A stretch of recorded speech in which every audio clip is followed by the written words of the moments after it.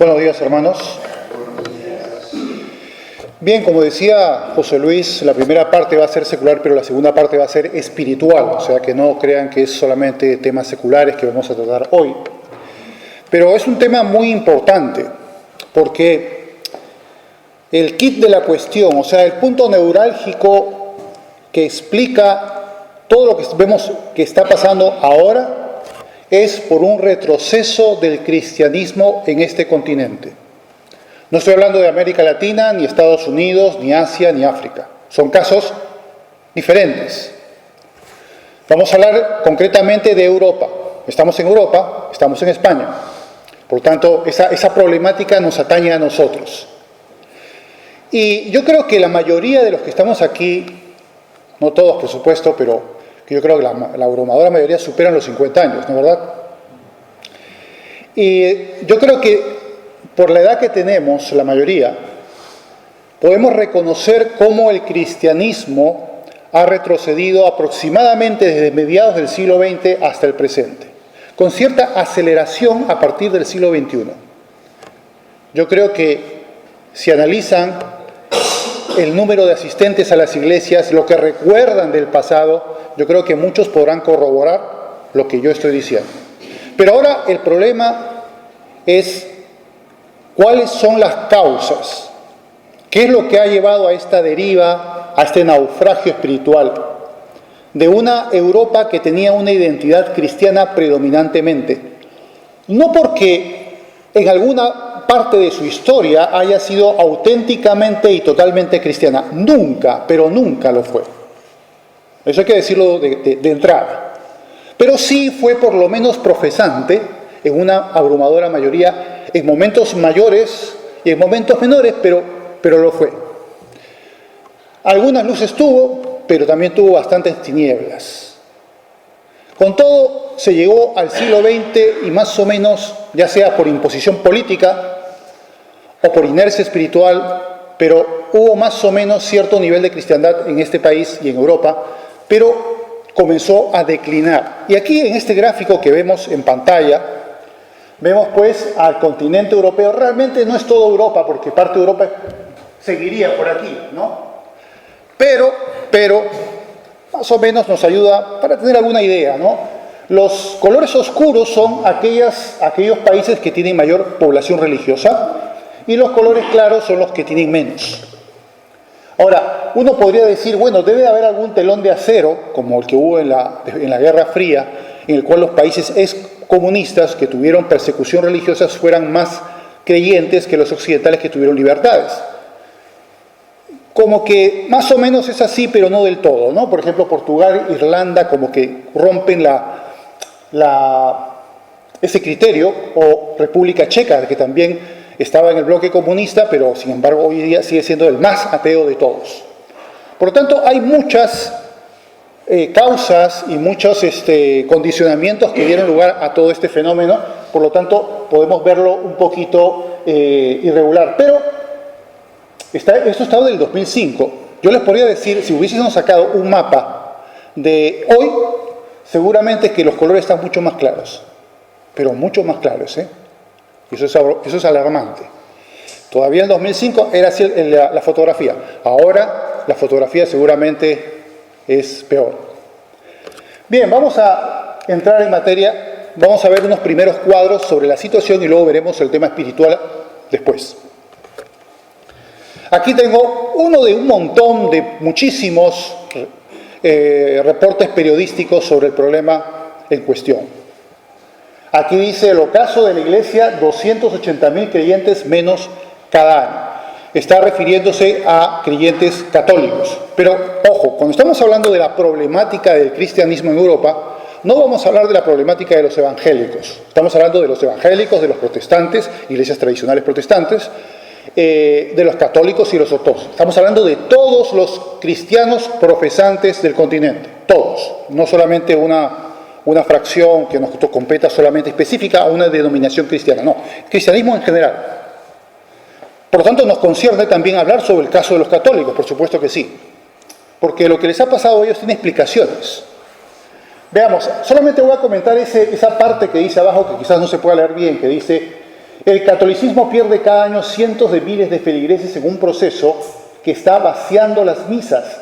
Con una menguante y envejecida plantilla de curas, la dispensa de sacramentos como bodas, bautismos y comuniones cae en picado, mientras la unción de moribundos no deja de crecer. Está un poco de risa, ¿no? O sea, los viejitos sí, claro, como los viejitos siguen siendo creyentes, claro, ellos sí tienen su extrema-unción, pero el resto de los jóvenes, no. A ellos eso les rebota. Vamos a verlo un poco más. En este mismo artículo pone este gráfico, y fíjense que aquí vemos lo que estamos viendo nosotros con nuestros ojos. Es clarísimo. Es un cuadro que mide la religiosidad por franjas de edad. Desde los más jóvenes a los más viejos. ¿Y qué pasa con los más jóvenes?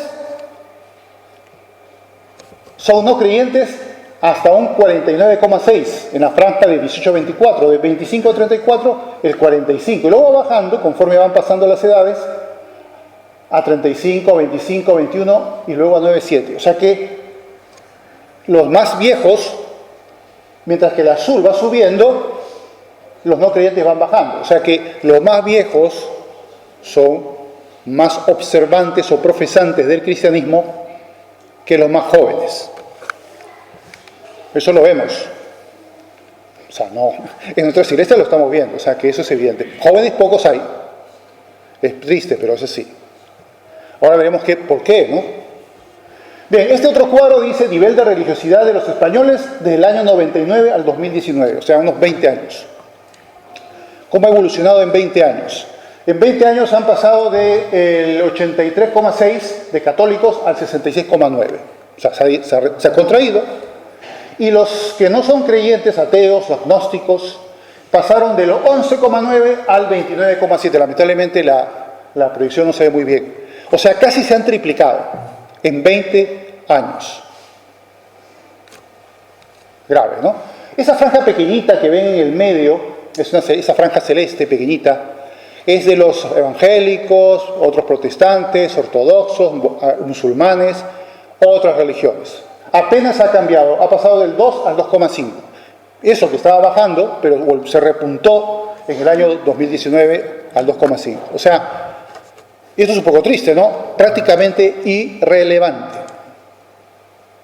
Como no ha tenido un impacto. Bien, este es el último cuadro que vamos a ver hoy día. Aquí habla del porcentaje de jóvenes adultos sin religión por países. Lamentablemente creo que no se ve muy bien. Este es un informe publicado por Stephen Bullivant, profesor de teología de la Universidad de St. Mary en Londres. Da más peso a la afirmación de que el cristianismo está en declive. Y aquí habla cómo es una fotografía del año 2014 a 2016, en una encuesta social europea. Y bueno, por ejemplo, ahí vemos pues al mayor de todos es República Checa con el 91%, el menor Polonia con 17%, que no tienen religión, hablando de jóvenes, y España se queda en un 55%. O sea que más de la mitad de los jóvenes españoles ni siquiera, ni hipócritamente, profesan una religión cristiana. Ni hipócritamente, porque todavía entre ese 45% seguro que hay muchos que lo dicen, pues sí, yo me considero católico, pero de que observante, nada, en absoluto. Pero ya los que contundentemente dicen que no, son 55%. Y la cuestión sigue subiendo. Bueno, aquí dice un comentario, dice un estudio realizado por el Pew Research Center en 2015 dijo que se espera que la población cristiana de Europa se reduzca en alrededor de 100 millones de personas en las próximas décadas. 100 millones son 100 millones, tampoco no es una cantidad bastante importante. O sea que el panorama es triste. Pero ahora vamos a ver esto, ¿no? ¿Qué ha pasado? ¿Cómo explicamos este fenómeno? ¿Es un avance del mundo o un retroceso de la iglesia cristiana? Esa es la gran pregunta. ¿Cuál sería la respuesta? Pero la respuesta sería que ambas. El mundo ha avanzado, Satanás ha tenido estrategias poderosas y efectivas para combatir la fe cristiana en el continente europeo. Pero también porque el cristianismo europeo ha fracasado en presentar batalla y vencer a ese ataque del mundo. Podría haberlo hecho, pero no lo hizo. Y eso es lo triste. Y vamos a ver por qué. Porque queremos justamente ahora entender en qué medida somos culpables nosotros, el liderazgo cristiano en Europa, de esta catástrofe. Tenemos que analizarlo, tenemos que ser autocríticos y medir en qué hemos fallado. Y yo estoy hablando en un verbo que engloba a todos, porque yo no digo, no es que yo sea pues el inocente, que hablamos de los demás que son culpables, sino tenemos que hablar de todos los profesantes cristianos del continente. Por eso estamos que hablar en ese verbo plural. Bueno, ¿qué ha pasado entonces? ¿Por qué es que el cristianismo ha retrocedido? ¿Qué ha pasado? Este gráfico que ven aquí explica muy bien el fenómeno, aunque parezca muy sencillo. Parece muy sencillo, ¿no es verdad? Vemos una esfera grande, gris oscuro, que representa a toda la población humana. Todos. Luego un círculo más pequeño, de color gris, que representa a la iglesia profesante del mundo. Escuchen bien lo que he dicho. Iglesia profesante del mundo. No significa que sean todos los que son, o sea, nacidos de nuevo. Y ese circulito chiquito, podría ser más grande en algunas épocas, podría ser más pequeño en otras, el tamaño exacto solo Dios lo sabe, pero yo lo he puesto ahí chiquito, y yo creo que está chiquito realmente, es de los nacidos de nuevo. ¿Por qué esa diferencia? Porque uno de los grandes problemas que tienen los pensadores, por ejemplo, sean luteranos, sean ortodoxos, o de cualquier anglicanos, o católicos, y los católicos, sobre todo aquí en España, devanándose los sesos para ver cuáles son las causas, quizá políticos o sociológicas, que expliquen el fenómeno de la caída. Y en los hombres ahí devanándose los sesos, puede ser por esto, quizás es esto otro, o esto por aquí. Y los pobres, si ellos no están en el grupo chiquito, en ese círculo chiquito, no van a entender absolutamente el fenómeno. Como el ciego de nacimiento no entiende a alguien que le explique los colores. ¿Cómo entendería que alguien le explique cómo es el color verde a un ciego de nacimiento? ¿Puede? No, absolutamente no puede explicarle cómo es un color, porque es algo que no percibe. ¿Cómo estos grandes eclesiásticos, eruditos de estas religiones, van a encontrar el problema real si ellos mismos no han nacido de nuevo? No pueden entenderlo, y por eso están ahí tan preocupados, angustiados y no saben cómo solucionar el problema. Porque la gran mayoría, no digo que todos, pero la gran mayoría de los ministros, ya sean católicos, ortodoxos, protestantes o evangélicos también, no están teniendo un ministerio en el poder del Espíritu Santo porque no han nacido de nuevo. ¿Y cómo lo van a hacer? ¿Cómo van a tener éxito? Lo pueden tener, y en algunas épocas lo tuvieron, aun cuando su cristianismo era terriblemente diabólico, y sin embargo tenían éxito. Eran otros tiempos, el tiempo del dogmatismo. Es esto así, y tú lo crees, y punto. Luego vino la Reforma, con el pensamiento moderno, el argumento vino a entrar en cuestión, y la gente tenía que razonar para poder entender si algo era verdad o era mentira. Y luego vino el posmodernismo, el que vivimos ahora, que dice, mira, a mí la verdad no me importa. A mí lo que me funciona, eso creo yo, y punto. Yo soy relativista, para mí no hay absolutos morales. Y claro, vivimos en esa época, y una vida, en una época de posmodernismo, evidentemente el cristianismo tiene que naufragar, eso es obvio. Pero claro, ahora vamos a ver cuáles son los puntos, y voy a poner 7 puntos, por los cuales ha naufragado la iglesia cristiana. Pero antes tenemos que ver las causas externas y las causas internas.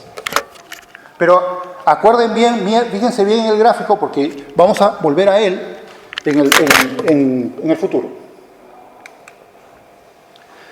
Bien, vamos a ver estas 4 causas externas. No digo que sean las únicas, pero pienso que son las principales.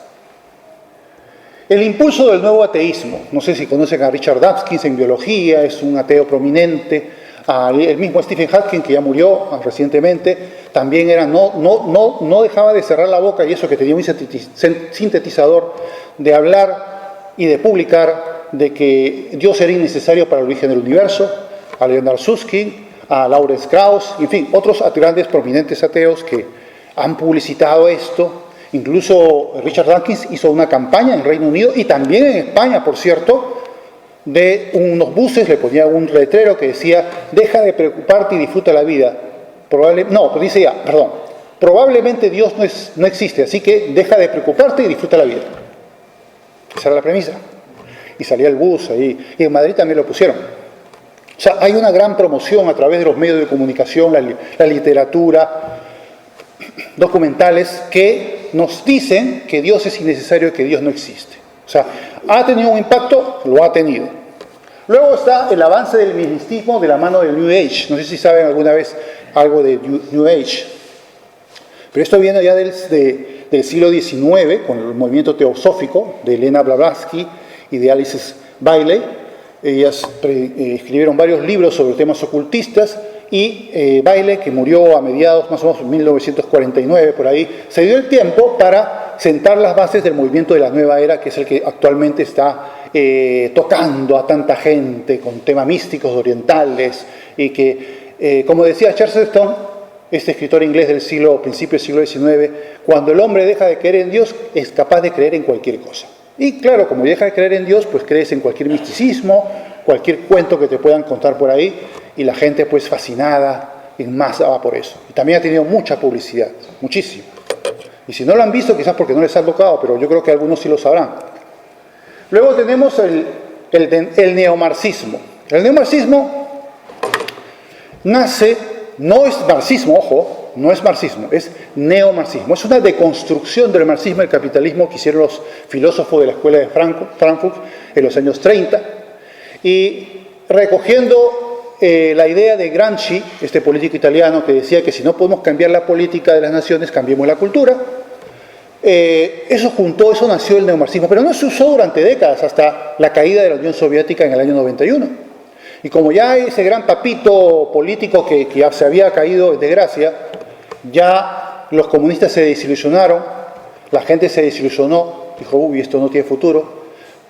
Apareció, pero hagamos lo que dijo Gramsci y cambiemos la cultura. Y a partir de los años 90 surgieron una serie de movimientos, algunos más antiguos, por cierto, no digo que sean de los años 90, pero son, por ejemplo, el famoso movimiento para el tema gay, LGBTIQ+, y lo que sea, transgénero, ideología de género, que ya hemos hablado de estos temas en pasados meses, y el nuevo feminismo, que también hablamos el mes pasado. Y todas estas ideologías no han surgido simplemente por el esfuerzo el muchachito o la muchachita que quisieron repartir panfletos. No. Esto está pagado con miles de millones de dólares por parte de grandes magnates, multimillonarios, grandes corporaciones que están comprometidas por la difusión del neomarxismo en el mundo, como instrumento básicamente de ingeniería social. Bueno, ¿y cómo lo han propuesto? Pues a través, primeramente, del apoyo político. Ya vemos que las Naciones Unidas cómo está en esto, el Foro de Davos, la famosa Agenda 2030, que está justamente también dando impulso a todo esto, y un montón de organismos y fundaciones, como la Open Society de George Soros, y etcétera, y se podría hablar pues mucho más sobre estos temas, pero todo esto está muy financiado, es muy poderoso. O sea que el embate de todas estas filosofías en las iglesias ha sido poderoso, de tal manera que muchas iglesias han roto sus reservas espirituales y teológicas y han dejado admitir toda esta basura a su interior. Incluso en Alemania, por si no lo saben, y el Papa parece que se ha quedado callado, no sé, le faltará, estará afónico, pero la cosa es que la Iglesia Católica de Alemania ha hecho un cisma. Se han separado de Roma. Se llama el camino sinodal.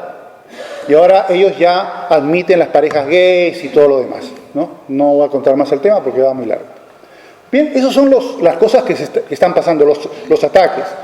Y el último, que hay más, pero bueno, para mí es fundamental en la juventud, es la música del siglo XX. Del siglo XXI, perdón. En el siglo XX el tema era más el romanticismo, ¿no?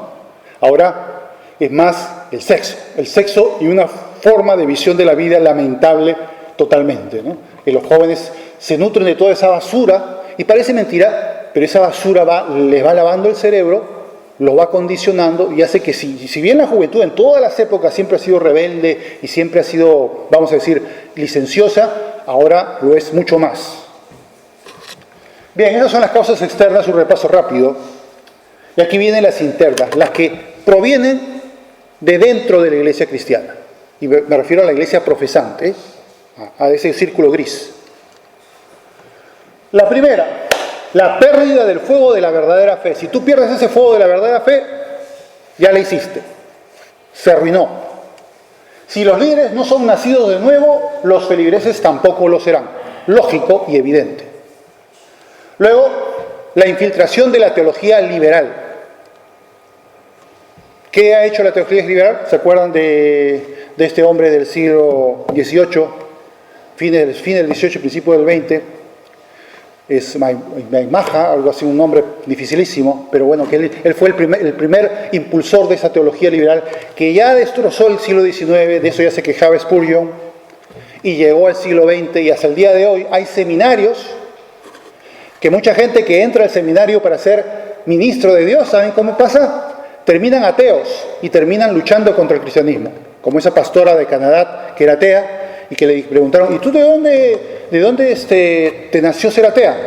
Fui al seminario y salió del seminario atea. ¿Qué les parece? Esa es la teología liberal, esa trituradora de carne.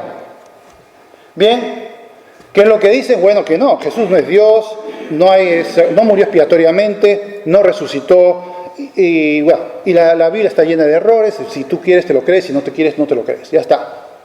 Si tú vas a recibir una educación de ese tipo, pues vamos, ¿qué puedes esperar, no? Luego, esto también se ha usado, sobre todo en muchos países, y Alemania principalmente, la pérdida del respeto a la inmovilidad de los valores morales de la Escritura en aras de la discusión, ampliar sus fronteras. Es decir, si la Biblia me dice, mira, la homosexualidad está mal, y como les decía la otra vez, las leyes morales de la Biblia son inamovibles, no se pueden modificar, no son adaptables a las predicciones o a las predilecciones de la sociedad de turno o de la época. No, son absolutas e inmutables. Pero ¿qué es lo que hacen estos señores? Dicen, no, bueno, ahora estamos en los tiempos modernos, pues vamos a ampliar nuestra cobertura y admitimos estas cosas. Y si hay algo más por ahí, lo admitimos también. Porque claro, hay que adaptarse a los tiempos modernos. ¿Y qué es lo que están haciendo? Es violando las fronteras absolutas de la Biblia para modificarlas y hacerlas cada vez más amplias, con mayor cobertura para que el pecado deje de ser pecado. Bien, vamos a continuar entonces aquí ya con liderazgo cristiano. ¿Quién necesita tener el liderazgo de la iglesia cristiana para revertir esta debacle? Esto no me lo he inventado tampoco, aunque le he echado también un poco de mi factura, pero está basado en un estudio que se hizo en Inglaterra con 14.000 personas a las que se les preguntó todas sus quejas sobre lo que estaba pasando en las iglesias y por qué veían que las iglesias se perdían, se vaciaban y perdían el hálito de la llama de la fe. Y bajo todo ese estudio, de todas esas respuestas, sacaron unas conclusiones. He recogido esas conclusiones, las he también tocado, las he modificado un poco, parafraseado por así decirlo, y es lo que pongo aquí. Por si acaso, si esto les parece un poco, que puede marearles un poco, está en el blog. Si quieren pueden repasarlo, ahí está escrito, o sea que no hay problema. No hace falta que ni tomen apuntes ni que traten de recordar. Ahí lo pueden volver a leer si quieren repasar lo que he dicho. Bien. Lo primero, esto de cajón, esto es lo esencial. Una fe genuina basada en el nuevo nacimiento en Cristo. Si no vas a ese circulito chiquito que vimos antes, y si no llevas a la gente a que esté dentro del círculo de los nacidos de nuevo, menudo problema y menudo peligro. Porque el cristiano profesante sabe de Dios, pero no ha conocido ni ha experimentado a Dios aún. Y por lo tanto, es vulnerable a que le pase cualquier cosa le puede suceder a este creyente. Recuerden el caso de Marx, ¿se acuerdan? Marx era un gran y devoto cristiano. ¿Y cómo es que se convirtió en ateo? Y él dijo, antes mi alma otrora fiel a Dios, ahora está preparada para el infierno. ¿Cómo cambió, no? ¿Cómo cambió? Esas cosas cambian porque, claro, si tú eres profesante, si no has nacido de nuevo, el que vayas al mundo, como le pasó también a Engels, a Nietzsche y a muchos otros, entonces va a suceder de que efectivamente pues vas a naufragar. Puede que algunos no, algunos se permanezcan así hasta el final. Ya veremos un pasaje al final casi al final de este mensaje, pero va a haber problemas, tienes muchos peligros. Es muy peligroso vivir en la zona gris, muy, pero muy peligroso. Los pastores, todos los que tienen ministerios espirituales tienen que procurar que la gente vaya a ese circulito pequeño. Y por eso también tengo que predicar, y es importante predicar, de que eso es posible, de que no todos los que están en las bancas sentados han nacido de nuevo. Puede que sí sea, o Dios quiera que sean todos, pero es posible que no sean todos. Y tienes que tú hacerte estas preguntas y poder descubrirlo, y eso es bueno. Si lo descubres, puede que te desagrade un poco, pero es positivo, porque es un paso fundamental para que efectivamente llegues a ser de la zona de los nacidos de nuevo. Luego dice, solidez doctrinal en los líderes cristianos. Obviamente, si la preparación ministerial y la solidez doctrinal de los ministros de Dios no es la adecuada, ¿qué les van a enseñar a la feligresía? ¿Cómo van a pastorear espiritualmente a una grey si ellos mismos no saben de qué están hablando? No se puede. Luego, un ejercicio del ministerio en el poder del Espíritu Santo. Esto es fundamental. La iglesia no puede prosperar sin el ejercicio del poder del Espíritu Santo. Hay iglesias que crecen, llenan estadios y parecen, dicen, ¡qué avivamiento tan fabuloso! Pero resulta que eso no lo hizo el Espíritu Santo. Eso lo hizo una buena estrategia, una doctrina agradable a la gente, sobre todo que no habla del pecado, que habla de las bendiciones de Dios, de la prosperidad, un espectáculo musical fabuloso, una serie de atractivos que al final hacen que la gente vaya, pero no van porque buscan a Dios, sino porque buscan otras cosas. Y claro, ese tipo de crecimiento no sirve para nada, eso es basura. Si no actúa el Espíritu Santo, no hay verdadero crecimiento. Tiene que ser, y también, una cosa que no he mencionado aquí, importante, el ministerio de intercesión, es decir, de oración.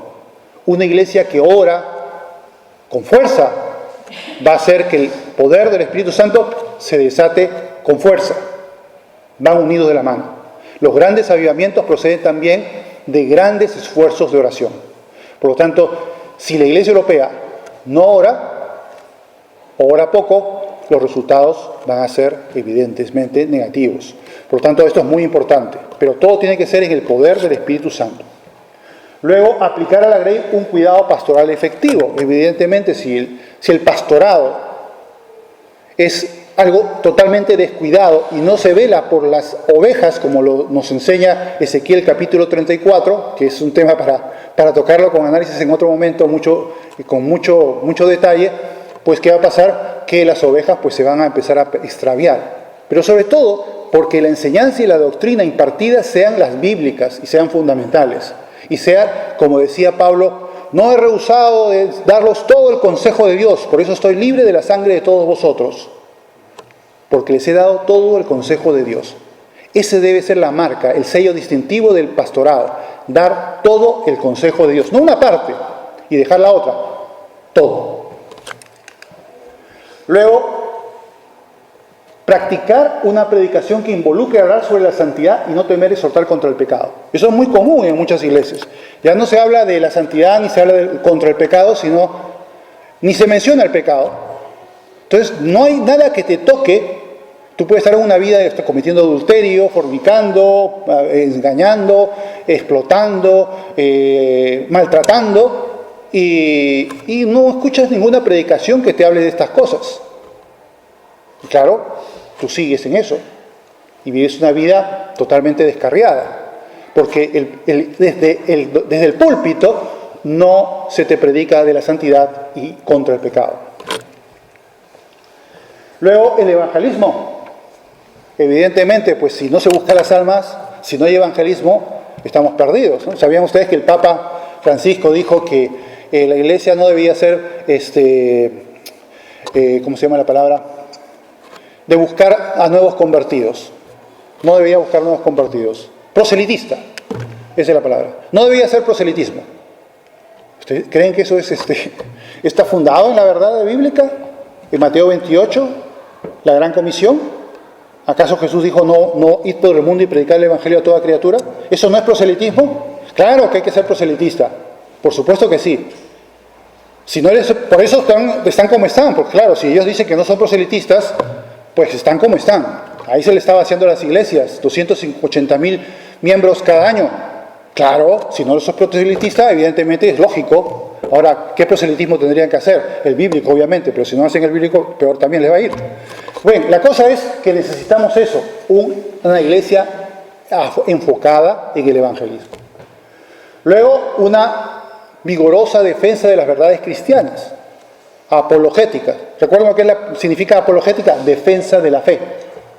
¿Y qué pasa? Que a veces también se ve que muchas iglesias están totalmente desvinculadas de la labor apologética.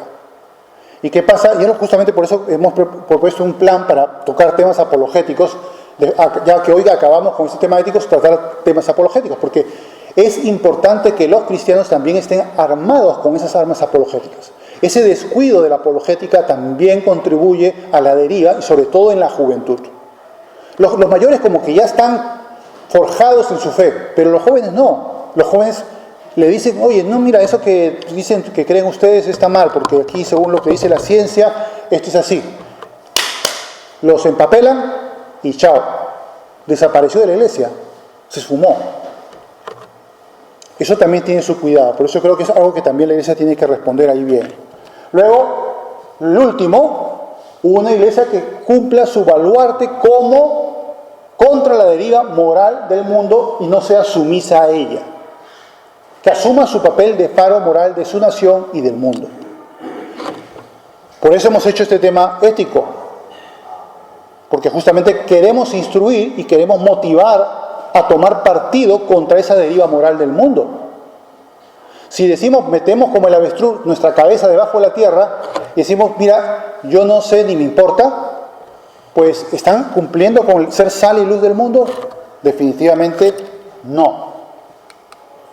Y por eso van estos versículos. Es todo un solo pasaje de Jesús. Los cristianos, ¿qué deben de hacer? Vamos a ver qué es lo que nos dice el Señor.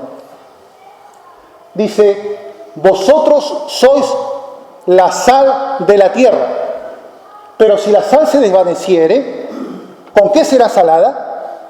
No sirve más para nada, sino para ser echada afuera y hollada por los hombres. Exactamente lo que está sucediendo ahora. Es eso, el cumplimiento perfecto de lo que dijo el Señor en ese pasaje. ¿Por qué la deriva y el decrecimiento del cristianismo en Europa? Porque la sal dejó de ser salada. Y si la sal deja de ser salada, ¿qué va a pasar? Va a ser hollada por los hombres. Y eso es exactamente lo que está pasando. ¿Qué más dice? Vosotros sois la luz del mundo. Una ciudad sentada sobre un monte no se puede esconder. Ni se enciende una luz y se pone debajo de un almud, sino sobre el candelero y alumbra a todos los que están en casa. Es decir, que el efecto, la influencia de la iglesia tiene que ser visible al mundo. No debe permanecer callada, enmudecida, sino activa y contestataria a lo que el mundo está haciendo. Y eso también se ve muy poco. Muy poco. Dice luego, y alumbra a todos los que están en casa, así alumbre vuestra luz delante de los hombres, tu buen testimonio cristiano, para que vean vuestras buenas obras y glorifiquen a vuestro Padre que está en los cielos. O sea que eso va porque mi ministerio hable del Evangelio más elocuentemente que mis propias palabras, y también de que mi actitud respecto a lo que hace el mundo, mi forma de reaccionar y de protestar y de combatir a esa deriva moral también sea manifiesta. Tiene que ser visible, no clandestina, sino visible. Y el problema de la Iglesia Cristiana en Europa es que precisamente ha fallado en ser sal del mundo y ha fallado en ser luz del mundo. Vamos ya en la fase final y vamos a ver aquí 5 apartados y ahí terminamos. Este primero y 4 más. Los 4 más son los que siempre solemos exhortar a los creyentes. Son Sencillísimos, seguramente ya los conocen. Pero es importante señalar a este, y voy a tomar unos minutitos en decirlo. El primero es asegurarse que ha nacido de nuevo, que es lo que ya he mencionado antes. Eso es importantísimo. Vamos a ver este pasaje, estos dos pasajes que dicen: pasaba Jesús por ciudades y aldeas enseñando y encaminándose a Jerusalén, y alguien le dijo: Señor, ¿son pocos los que se salvan? Y él les dijo: esforzaos a entrar por la puerta estrecha, porque os digo que muchos procurarán entrar y no podrán. Después que el padre de familia se haya levantado y cerrado la puerta, y estando fuera empecéis a llamar a la puerta diciendo: Señor, Señor, ábrenos. Él respondiendo os dirá: no sé de dónde sois. Entonces comenzaréis a decir: delante de ti hemos comido y bebido, y en nuestras plazas enseñaste. Pero os dirá: os digo que no sé de dónde sois, apartaos de mí todos vosotros, y para remate, hacedores de maldad. ¿Qué ha pasado aquí? ¿No es esta una descripción de la iglesia profesante en el mundo? Es esa que dice: sí, pero en tus plazas enseñaste, en nuestros parques y junto a nuestras casas. Te hemos escuchado, hemos sabido de ti, hemos participado y hemos sido miembros de iglesias, hemos tenido ministerios eclesiásticos. Pero Jesús le dice: sí, pero yo nunca les conocí. Claro, sabían de Dios, pero como no habían nacido de nuevo, no conocían ni habían experimentado a Dios. Y si no conocían a Dios de verdad, ¿cómo Dios les podía conocer a ellos? Tú le conoces a Dios, Dios te conoce a ti. Para eso tienes que salir de la zona gris y entrar en la zona, ese pequeñito círculo de los nacidos de nuevo. Si alguno que escucha esto estuviera en esa situación, procura pasar pronto, no te duermas. Dice todavía con un sentido de emergencia el Señor: esforzaos a entrar por la puerta angosta, porque os digo que muchos procurarán entrar y no podrán. Porque ¿qué pasará? Porque llegarán demasiado tarde, cuando ya se cerró la puerta. Cuando el Señor venga o cuando te toque el momento de partir de este mundo, que nunca sabes en qué momento y de qué manera tan rápida puede suceder. Por eso no hay que dormirse, sino tomarlo esto con mucha seriedad y procurar pronto pasar a esa zona de nuevo nacido. Es importantísimo. Por eso es que tenemos este último verso, que es la invitación a ese tipo de persona, como la iglesia de la Odisea. También como la iglesia de Esmirna tenía el mismo fenómeno. Decía: he aquí, yo estoy a la puerta, dice Jesús, y llamo. Si alguno oye mi voz y abre la puerta, entraré a él y cenaré con él y él conmigo. Ahora sí te voy a conocer, ahora sí me vas a conocer. Y no va a pasar como antes, que diga: pero si yo nunca te he conocido. ¿Se dan cuenta? ¿Se dan cuenta de la diferencia? Por eso vemos estos dos pasajes que nos ayudan a entender esta realidad. Bien, vamos a ir a los 4 últimos y terminamos. Bien, aquí tenemos otra que es muy importante, que esto es evidentemente algo común que se dice: se exhorta es tener una disciplina de estudio diario de la Biblia para estar instruido en su consejo y no ser engañado, que es lo que sucede a menudo. Es como decir: bueno, ¿tú cómo vas a ser abogado si no has estudiado leyes? ¿Cómo vas a ser médico si no has estudiado medicina? ¿Y cómo pretendes ser cristiano si no estudias la Biblia? Y mucha gente no lo entiende, se lo dice sin no lo entienda, y quieren ser cristianos sin conocer las Escrituras. Están cerrando la Biblia para que Dios no les hable. Le están rechazando a Dios la oportunidad de que el Espíritu Santo pueda nutrir su corazón y su mente para poder que Dios les pueda hablar. Eso significa tener la Biblia cerrada, pero tener la Biblia abierta significa decirle: Señor, yo quiero aprender de ti y quiero conocerte. Eso es importante. Dice Oseas 4:6: mi pueblo fue destruido porque le faltó conocimiento. Así es. ¿Y cuántas gentes son engañadas por este motivo? Luego Hechos 7:11 dice: y estos serán más nobles, hasta hablando de los de Berea, que los que estaban en Tesalónica, pues recibieron la palabra con toda solicitud, estudiando cada mes, cada año, las Escrituras. ¿Es así? ¿Dice cada año? ¿O cada mes? ¿O cada semana? No, dice cada día. Cada día. Las Escrituras para ver si estas cosas eran así. Y el último, en el Efesios 5, 15 al 17, dice: mirad pues con diligencia cómo andéis, no como necios, sino como sabios, aprovechando bien el tiempo, porque los días son malos. Por tanto, no seáis insensatos, sino entendidos de cuál sea la voluntad del Señor. Entendido de cuál sea la voluntad del Señor. ¿Y cómo puede ser entendido de cuál es la voluntad del Señor si no lee las Escrituras? No hay manera. Este también es fundamental, tener una vida de oración. Sin vida de oración también estás perdido. Dice, estad siempre gozosos, 1 Tesalonicenses 5, 16, 22. Orad sin cesar, dad gracias en todo, porque esta es la voluntad de Dios para con vosotros en Cristo Jesús. No apaguéis al Espíritu, se refiere al Espíritu Santo. No menospreciéis las profecías. La Biblia, examinadlo todo, retened lo bueno, absteneos de toda especie de mal. Y pues he puesto ahí, al principio dice, orad sin cesar. Para cuidar mi corazón tengo que orar porque necesito que Dios también pueda hablarme. Necesito exponerle, agradecerle, adorarle, alabarle a Dios. Es parte de esa relación, de esa coinonía entre Dios y el hombre. Es parte, necesitamos eso, es nuestro motor. Sin la oración el creyente no tiene poder. Y sin oración la iglesia no tiene poder. Así de simple. Luego, ser parte de una comunidad de adoración, que es la iglesia.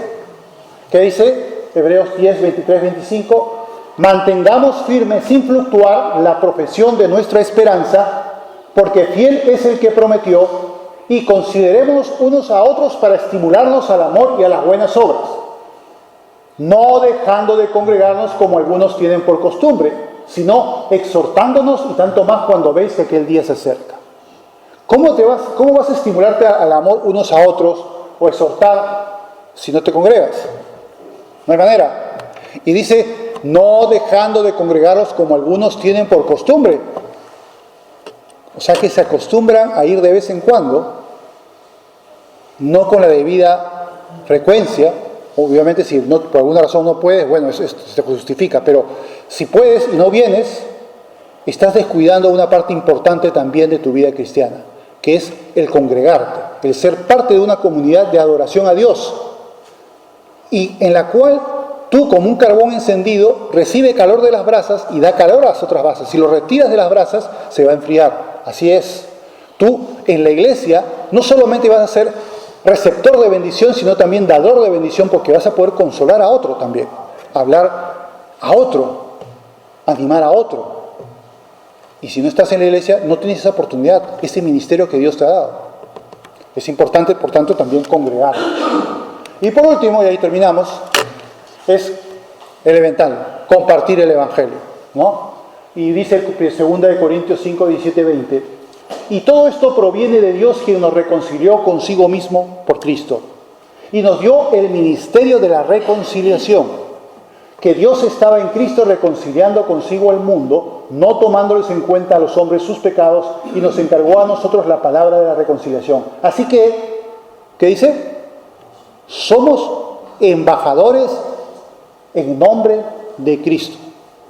Cada uno de nosotros que estamos aquí presentes, que creemos y hemos creído de verdad que somos nacidos de nuevo, somos embajadores de Cristo. Le representamos.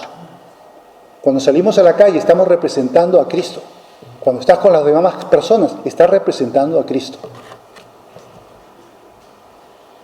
Y luego que dice, así que somos embajadores en nombre de Cristo, como si Dios rogase por medio de nosotros, os rogamos en nombre de Dios, reconciliados con Dios. Ese es el ímpetu del evangelismo. Reconcíliate con Dios. Haz las paces con Dios. Recibe a Jesús. Y eso es lo que debe normar nuestro esfuerzo.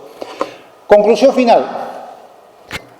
Si descuidamos estas cosas, tanto los creyentes propios como el liderazgo cristiano, va a pasar catástrofes. Y la catástrofe que ha pasado en Europa es producto esencialmente, no tanto del ataque del mundo, que por supuesto ha hecho su efecto, sino por el retroceso, por la falta de vigor espiritual de la iglesia para contrarrestarlo, en base a cómo ha descuidado esos 7 puntos de liderazgo y esos 5 puntos de cada uno de nosotros. Yo les recomendaría que lo repasaran un poco, porque sé que es mucha información, está ahí en el blog y lo puedes repasar en cualquier momento. Oremos. Padre Santo, te damos las gracias, porque, Señor, sabemos que tú eres un Dios misericordioso y te queremos pedir, oh Dios, que tú nos ayudes a cada uno de nosotros, los cristianos, los que hemos nacido de nuevo, a que podamos presentar batalla ante el mundo, cumpliendo, Señor, con las cosas que tú esperas de nosotros en estos puntos que hemos tratado. Te pedimos, oh Dios, que tu Santo Espíritu sea con poder en nuestras iglesias, en nuestras vidas, y que podamos, Señor, tener un corazón que te busca, que quiere, Señor, tener una buena comunión contigo y que puede ser, pues, luz en este mundo, sal de la tierra y verdaderos y poderosos embajadores de Cristo. Todo esto te lo pedimos en el nombre de Jesús. Amén.